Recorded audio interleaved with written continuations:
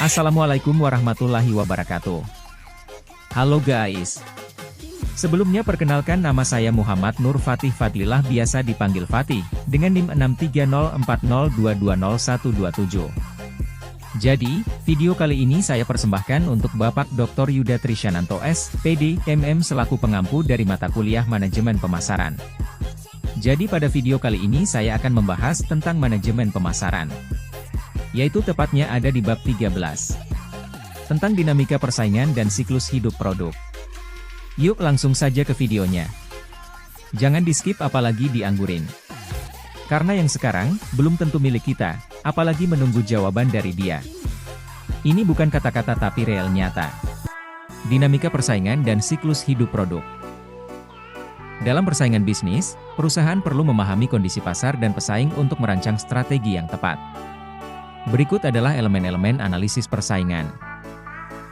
Kelompok strategis adalah perusahaan-perusahaan dalam industri yang memiliki pendekatan serupa dalam melayani pasar.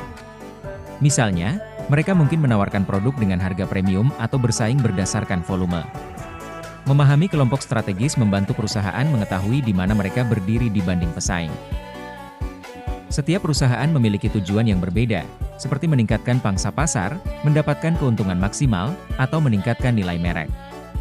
Mengetahui tujuan pesaing membantu perusahaan memprediksi tindakan mereka. Dengan mengevaluasi kekuatan, misalnya inovasi produk, sumber daya keuangan, dan kelemahan pesaing, misalnya manajemen yang buruk atau teknologi usang, perusahaan dapat menentukan keunggulan kompetitifnya. Perusahaan dapat memilih untuk menghadapi pesaing kuat untuk memperbesar pangsa pasar atau menyerang pesaing lemah untuk meningkatkan posisi pasar dengan cepat. Strategi kompetisi pemimpin pasar. Pemimpin pasar adalah perusahaan yang memiliki pangsa pasar terbesar dalam industri. Mereka menerapkan strategi berikut. Pemimpin pasar mencari cara untuk memperluas pasar dengan menciptakan produk baru, menjangkau segmen pelanggan baru, atau memperluas penggunaan produk yang ada. Pemimpin pasar menjaga posisinya dengan meningkatkan kualitas produk, layanan pelanggan, dan memperkuat merek melalui pemasaran efektif. Pemimpin pasar dapat meningkatkan pangsa pasar mereka melalui inovasi atau akuisisi perusahaan lain. Strategi kompetisi penantang pasar. Penantang pasar adalah perusahaan yang ingin menggantikan pemimpin pasar. Strategi mereka meliputi: tujuan bisa berupa merebut pangsa pasar, memperluas wilayah pemasaran, atau meningkatkan citra merek. Penantang pasar dapat menyerang langsung dengan mengungguli produk pesaing atau secara tidak langsung dengan membidik segmen pasar yang diabaikan pesaing. Strategi ini mencakup penetapan harga lebih rendah, inovasi produk, atau pengembangan distribusi yang lebih luas. Strategi kompetisi pengikut pasar. Pengikut pasar adalah perusahaan yang tidak memiliki sumber daya atau posisi untuk bersaing secara langsung dengan pemimpin pasar. Mereka cenderung meniru atau menyesuaikan strategi pemimpin untuk mendapatkan keuntungan tanpa risiko tinggi. Strategi kompetisi penceruk pasar. Penceruk pasar, market nicher, adalah perusahaan yang fokus pada melayani segmen pasar tertentu yang kecil, spesifik, dan seringkali diabaikan oleh pemain besar dalam industri. Strategi ini memungkinkan penceruk pasar untuk menciptakan keunggulan kompetitif dengan memahami kebutuhan khusus segmen tersebut lebih baik daripada perusahaan lain. Penceruk pasar berfokus pada segmen pasar yang spesifik dan sering diabaikan oleh pemain besar. Strategi ini melibatkan pemahaman mendalam tentang kebutuhan unik segmen tersebut dan memberikan solusi khusus untuk mereka. Seperti yang sudah dijelaskan di pembahasan tadi, selanjutnya ini ada studi kasusnya. Kiwu-kiwu. Studi kasus, persaingan dalam industri roti kemasan. Industri roti kemasan adalah salah satu sektor yang sangat kompetitif, dengan berbagai pemain yang bersaing memperebutkan perhatian konsumen.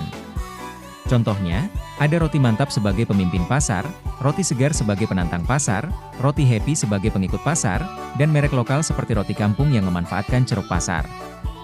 Berikut adalah ilustrasi strategi mereka. Yang pertama, roti mantap sebagai pemimpin pasar memiliki brand yang kuat dan distribusi luas. Mereka menjaga posisinya dengan inovasi produk, seperti memperkenalkan varian roti gandum utuh. Distribusi maksimal, memastikan produk tersedia di supermarket hingga warung kecil. Promosi masif, menggunakan iklan di media untuk memperkuat citra mereka sebagai roti premium. Selanjutnya yang kedua ialah roti segar. Penantang pasar, agresif merebut pangsa pasar dengan diferensiasi produk, seperti roti tanpa pengawet. Harga kompetitif, menawarkan harga lebih rendah dibandingkan pemimpin pasar. Ekspansi pasar, memperluas distribusi ke kota kecil dan daerah terpencil. Kemudian yang ketiga ialah roti happy sebagai pengikut pasar fokus pada segmen tertentu dengan strategi. Fokus pada anak-anak, menawarkan kemasan menarik dan rasa unik seperti coklat dan stroberi. Kolaborasi lokal, menjual produk di kantin sekolah atau toko serba ada. Promosi kreatif, menggunakan media sosial dengan pendekatan lucu dan interaktif. Dan terakhir yang keempat ialah roti kampung, sebagai penceruk pasar, memanfaatkan ceruk lokal dengan spesialisasi, menawarkan roti tradisional khas daerah. Harga terjangkau, menggunakan bahan baku lokal untuk menekan biaya.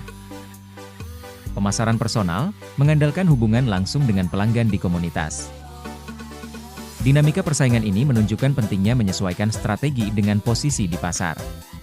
Roti mantap menjaga dominasinya, roti segar agresif mencuri pasar, roti happy fokus pada segmen khusus, dan roti kampung memanfaatkan pasar lokal.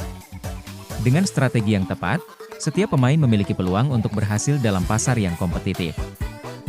Jadi kesimpulan dari beberapa studi kasus tadi ialah, kasus tersebut menunjukkan bahwa dalam persaingan industri yang ketat, strategi harus disesuaikan dengan posisi dan tujuan masing-masing perusahaan. Pemimpin pasar perlu berinovasi untuk mempertahankan dominasi, penantang pasar harus kreatif dalam menyerang, sementara pengikut dan penceruk pasar dapat mengambil posisi unik untuk tetap relevan. Kombinasi analisis kompetitif dan penerapan strategi yang tepat dapat menentukan kesuksesan perusahaan dalam siklus hidup produk. Gimana guys videonya tadi? Menarik bukan?